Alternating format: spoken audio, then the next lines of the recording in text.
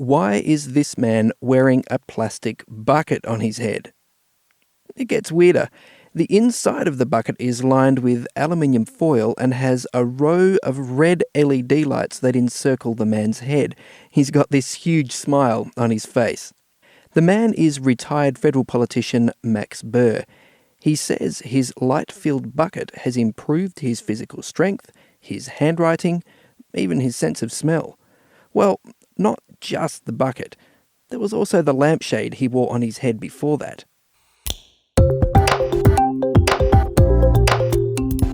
This is Signs of the Times Radio with Kent Kingston.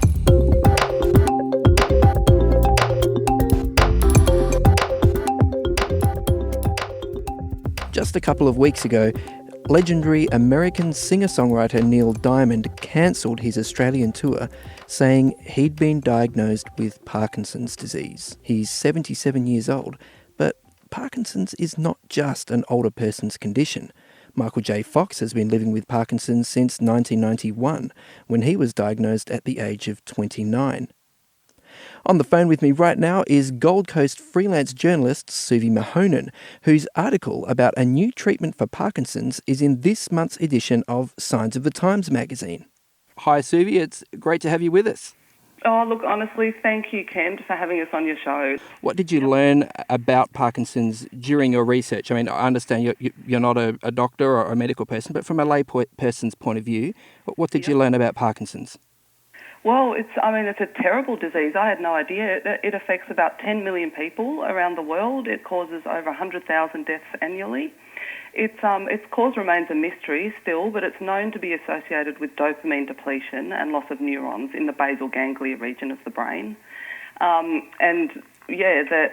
symptoms of it, it's actually a combination of movement disorders, which include tremor, muscle rigidity, impaired balance, slowness of movement.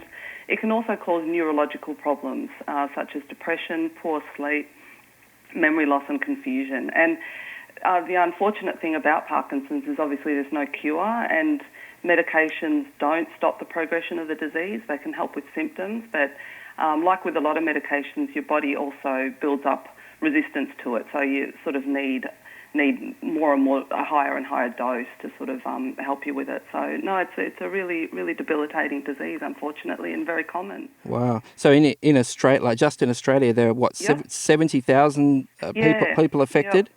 Yeah. Yep, about 70,000 Australians are affected, and it causes about 1,700 deaths per year. Wow. Also on the line today is General Practitioner Mark Jeffrey from the Surfers Health Medical Centre. Now, Mark, you heard Suvi suggesting that no one knows the cause of Parkinson's disease. Is that correct? Surely there must be some theories. Yeah, look, I mean, at the moment it's probably more a complex interaction between a person's genetic makeup, his life activities, including environmental exposures. Genetic or hereditary Parkinson's is very rare. There's probably some relationship in older patients towards a vascular contribution, towards Parkinson's, and certainly even possibly towards Alzheimer's dementia. Environmental cause would be more, toxins, that we could be exposed to that we haven't elucidated at the moment. Okay. And really what they would be doing is they would be contributing to the dopamine-producing neurons dying. But at the moment, it's generally impossible to determine the cause of Parkinson's in an individual. Okay, fair enough. Now, Suvi mentioned that this actually kills people, which seems a little bit strange just to sort of from a layperson's point of view. I mean, we're talking about people who are a bit shaky in their hands, have a bit of a shuffling walk and are a bit unstable in their posture. How does that lead to someone's death? Like, what's the progression of the disease? Well, the progression really is determined by how much bradykinesia they get, so their ability to move, and how much dementia they get as well. Some patients are going to get dementia. So there's quite a wide spectrum of physicality involved in this condition. And there are some patients that are totally wheelchair-bound and can't speak, have difficulty swallowing. Eventually they may aspirate their fluid and get a pneumonia. Or that's usually the one condition that can obviously result in death. They don't have abilities to cough well, clear their chest, clear secretions. So breathing becomes difficult, basically. It can become difficult. Yeah, they just lose their muscle tone. They apart from the rigidity, it sounds a bit absurd that on the one hand they're very rigid, yet on the other hand, if they wheelchair bound, it's like anything, you lose your muscle tone. Sure. Wow. No, look, it's not a very happy prognosis. That's for sure. So, Suvi, I mentioned in the intro about the man with a bucket on his head. Tell us about Max Burr. Yeah, I love Max Burr. I've spoken to Max Burr so many times on the phone. I always joke to him, give it to a politician to get things done. So Max, he's a federal Liberal MP. Retired. Yeah, retired MP. He was diagnosed with Parkinson's disease in 2012, and as a typical Parkinson's patient, he needed a steady increase in his medications. By this stage, he was getting really affected by the disease. Like he could no longer write, he couldn't play the piano, which he loved doing. He'd lost his sense of smell, and he couldn't talk very well anymore. His voice was getting timid. And he was under the care of a doctor called Frank Nicklason. He's a geriatrician in Tasmania. Okay. And Frank wanted to up his medications even more. And Max said, no, look, he was afraid of, getting further side effects. And he said, no, I really want to try and find different options for myself. So he went home, got on Google, started to really search, and he came across this research paper that was written by a Professor John Mitrofanis, who's a Professor of Anatomy at the University of Sydney. Okay. And this paper showed that, this paper that he found showed that the use of 670 nanometer red light was protective of neurons in Parkinson's in animal studies of Parkinson's. So he got in contact with John Mitrofanis, sent him an email and said, look, your paper and your research looks really interesting. I wouldn't mind having a go at red light therapy for myself. And John had to reply to him and say, look, we're really excited about the results that we're getting in the laboratory because, yes, it does look like these wavelengths of light have a protective effect on neurons, but it hasn't gone to human trials yet, so I can't recommend it to humans. And pretty much Max was at the point where he didn't have anything to lose. He said to John, look, I'm going to try it anyway.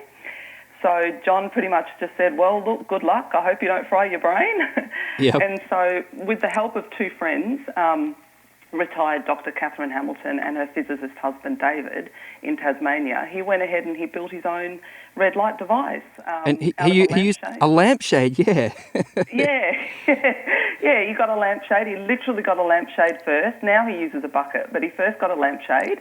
He covered it in aluminium foil. They got LED lights from China, red lights, lined the inside of the lampshade with lights, and he started using it for 20 minutes a day. Twice a day, for 20 minutes, and he started to get remarkable improvements. Such as? What specifically? Well, they were subtle, but over time they had a really significant effect. So slowly but surely his sense of smell actually came back.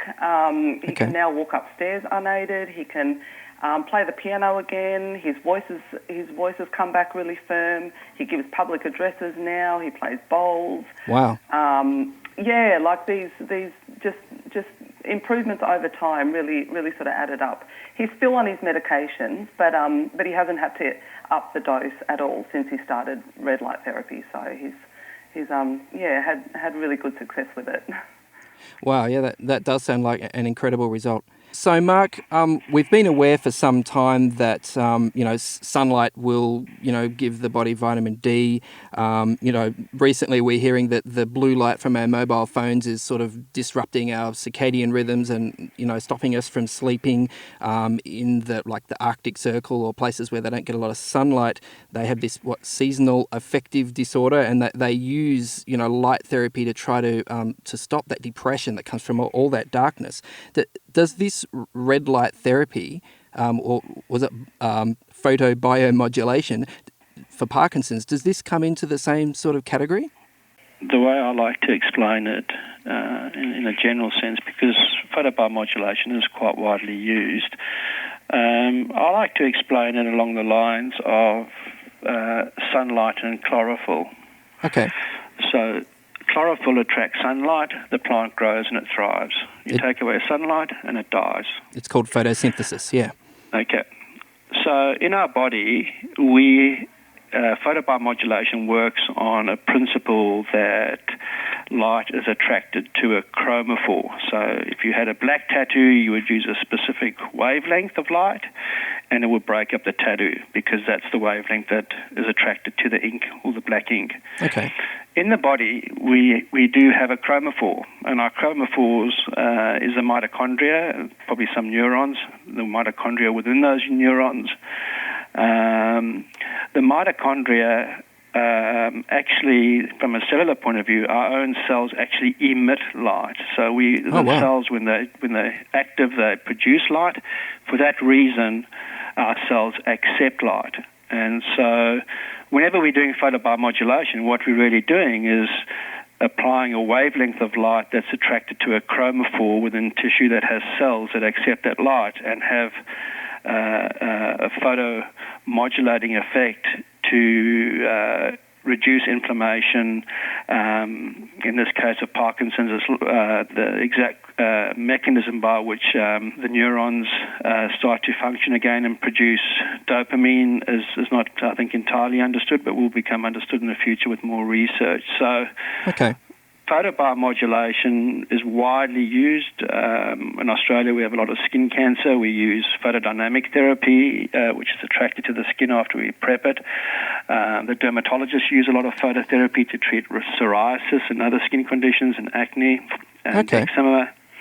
So really, the use of photobiomodulation is actually not that new. The earlier studies were done in the UK, actually, in patients that had traumatic brain injury, and a company there produced a specific helmet to treat these patients, I think going back, it's almost 8 years ago, specifically for this.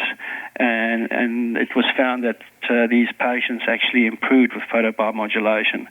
So the extension into Parkinson's is an extension into the work that's been done on photobiomodulation in traumatic brain injuries and even strokes. What's changed the playing field a bit is they've created a device that's not specifically a helmet, but a very easy-to-use device that utilizes a nasal probe, apart from the cranial probes, but uses a nasal probe to emit an 810 nanometer wavelength.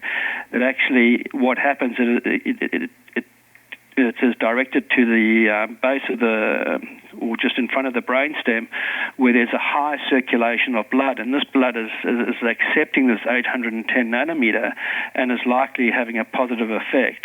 Wait a second, Mark. Are you suggesting that the most effective form of this therapy so far is to stick a very bright red light up your nose? No, it's a combination. Oh, okay. It's a combination. They're working in different areas. That's because what they're trying to do is they're trying to target these neural networks within our brain on different locations without having to put a whole helmet on. And they found that these neural networks, by irradiating where there's a high volume of blood turning over, and this goes back to the early days in Russia, actually, where they were giving intravenous cannulas and irradiating people with depression.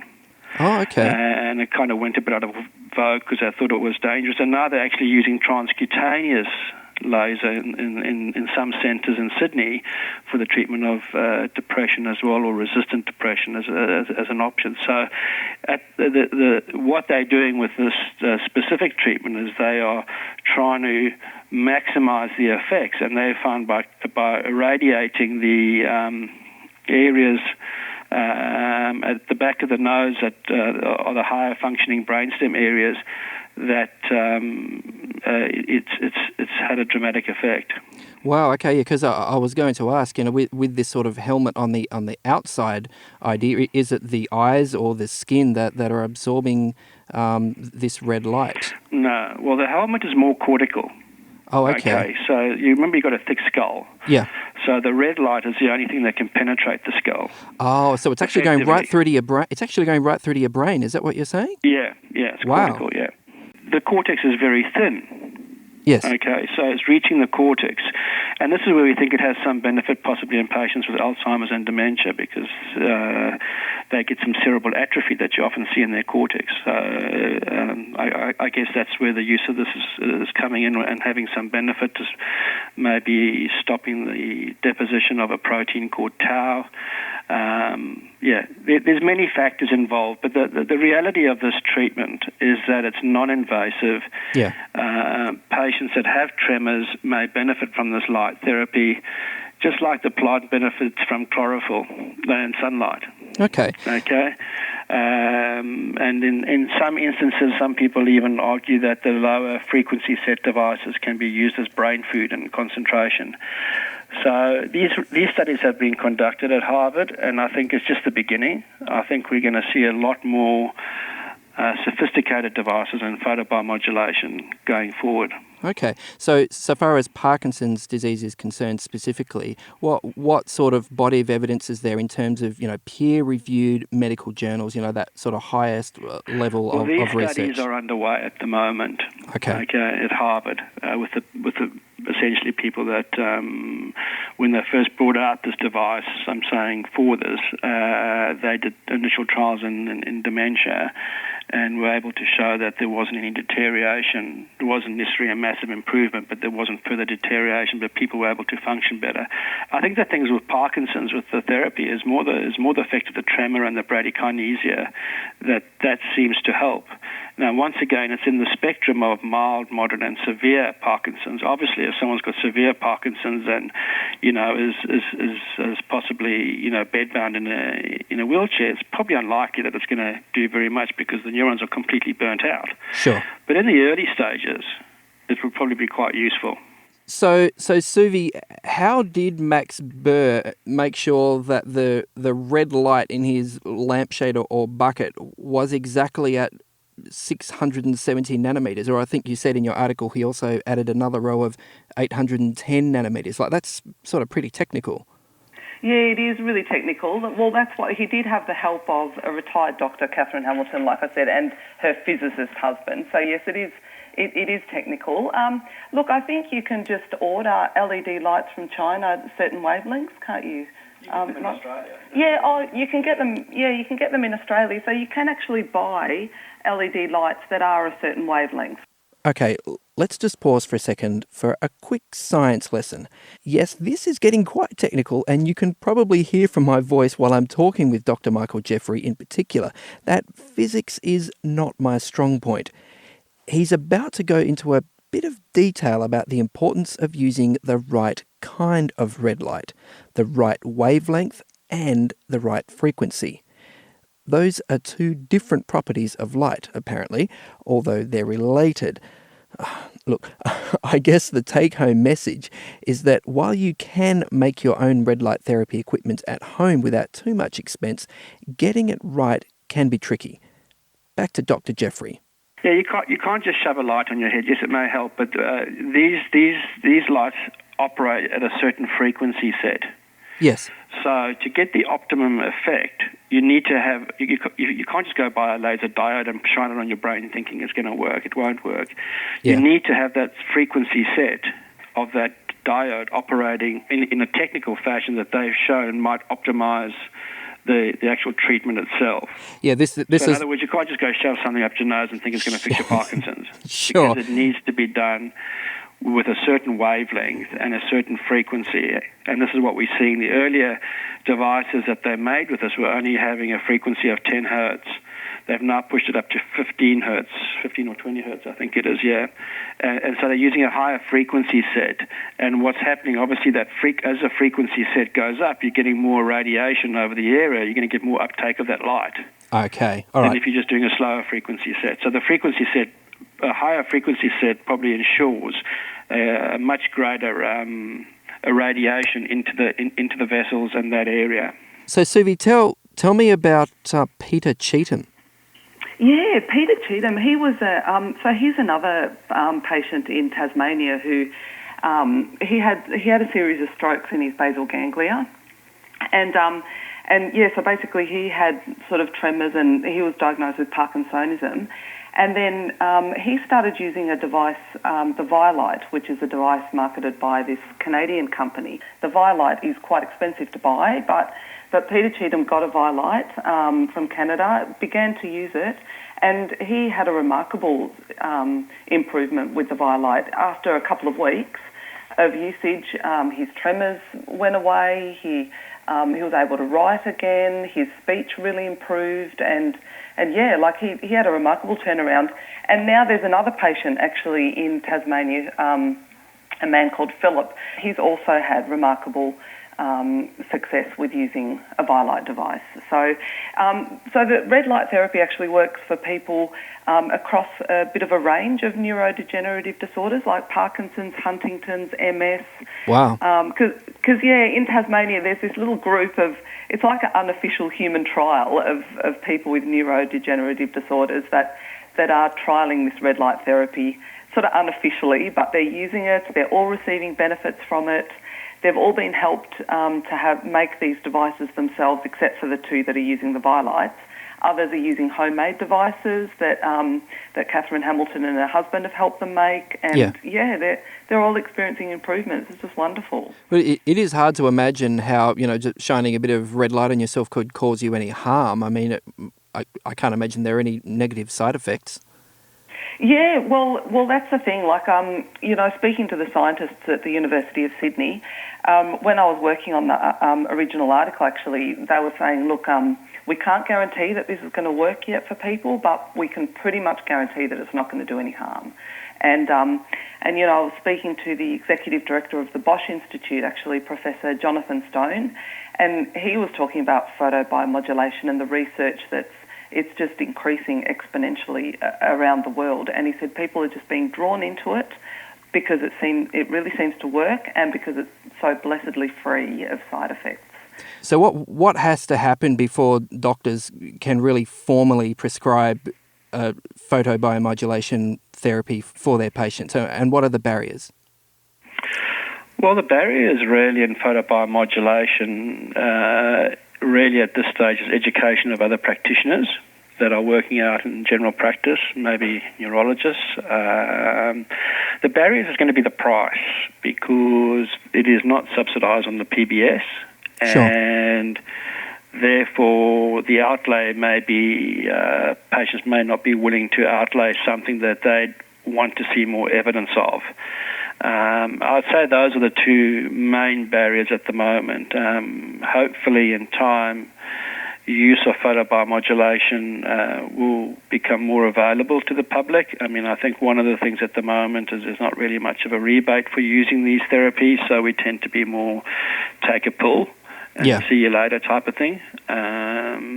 Whereas photobiomodulation just sounds like it's a bit out of the universe, or how can you shine light on somebody and fix their pain or, take away the tremor in their Parkinson's.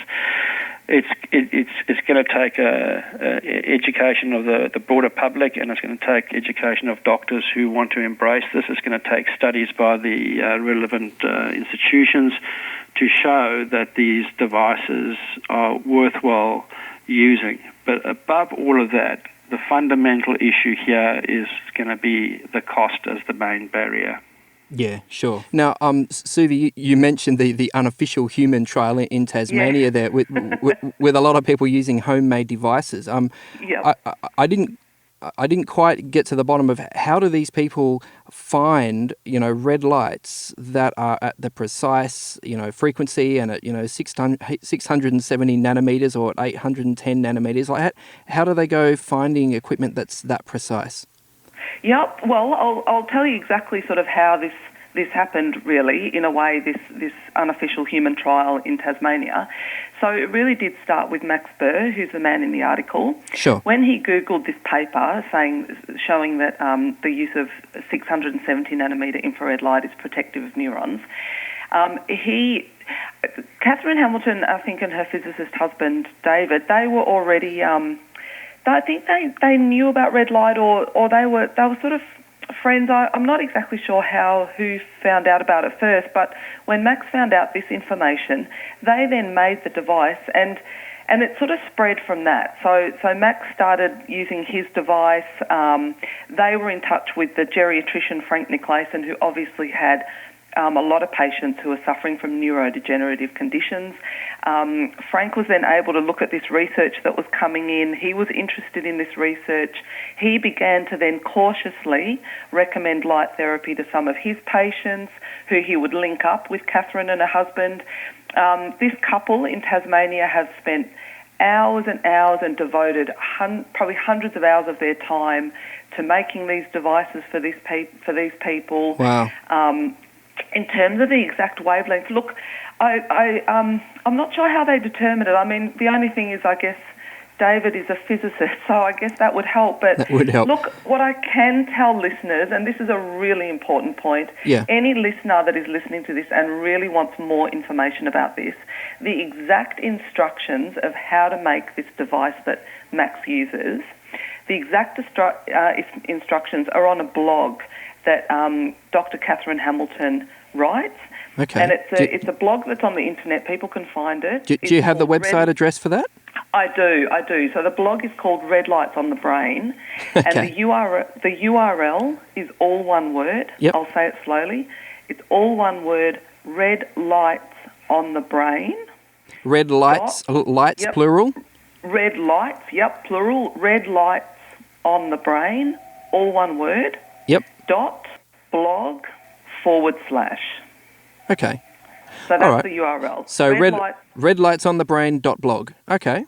A / at the end. Yep. redlightsonthebrain.blog / Okay. And if they click on that, the exact instructions on how to make these devices, I think she's got the instructions on how to make the lampshade as well. But because see, the beauty of this, that yes, cost is a barrier, but the beauty of this is that making the device that Max Burr uses, that's described in the article that you'll be publishing, Kent, is an affordable option for people. And after we've run this article now in quite a few publications have been sort of proactive enough to run this. Yeah, I was going to ask you about that. What sort of response have you got from readers so far? Look, honestly, Ken, it's been phenomenal. This has been the most significant story of my career in terms of the positive impact it's had. And I really want to say, just first off, how grateful I am to the team, first of all, at The Australian. Like Michelle Gunn at The Weekend Australian, she picked up this story.